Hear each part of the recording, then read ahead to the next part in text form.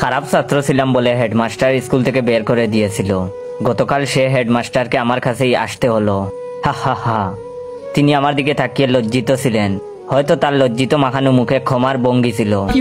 তার কাজটা করাতে আমি কোনো টাকা নেইনি, যাতে তিনি বুঝেন সে অপমানের উত্তর। অবশ্য সেদিন বের করে না দিলে আজ এই অবধি আসতে পারতাম না।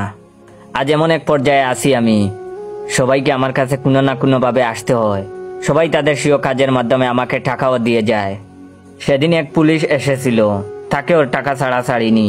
প্রথমত টাকা দিতে চায়নি, পরে আমি চেয়ার থেকে উঠে জোর করে টাকা আদায় করেছি। এখন আমার সে অধিকার হয়েছে, এখন শিখেছি কিভাবে টাকা আদায় করতে হয়। বড় বড় অফিসাররাও আজ আমার ছায়া তোলে, ভাবতেই ভালো লাগে।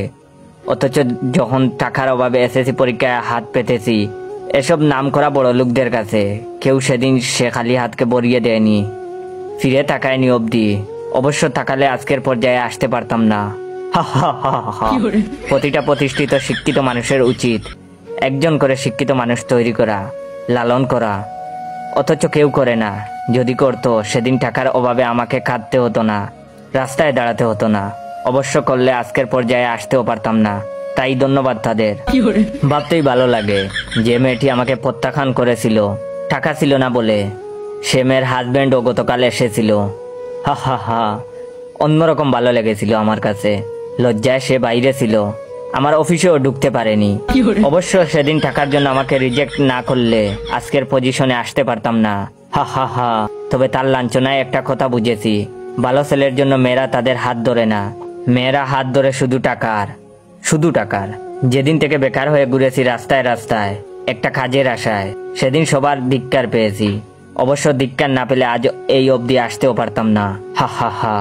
আজ আমার অফিসে এসে সবাই সিরিয়াল দেয়, ওয়েট করে, একবার দরজা খোলার অপেক্ষায়। তাদের গাম দেখতে ভীষণ ভালো লাগে আমার। অবশ্য সেদিন তারা আমার গাম না জড়ালে আজ এই আসনে অধিষ্ঠিত হতাম না আমি।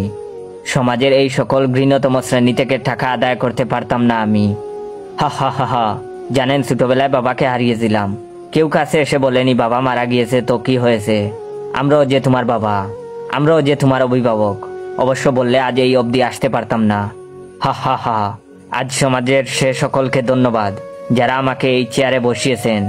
ওয়েট, আমি কি এমন সম্মানের চাকরি পেয়েছি তা জানার আগে অবশ্যই আমার এই ভিডিওটা আপনার 15 জন বন্ধুকে শেয়ার করবেন। এবং আজ সমাজের সে সকলকে ধন্যবাদ যারা আমাকে এই চেয়ারে বসিয়েছেন। আশা করি আমার মতো আরো অনেকেই হবে পাবলিক টয়লেটের ক্যাশিয়ার। হা হা হা।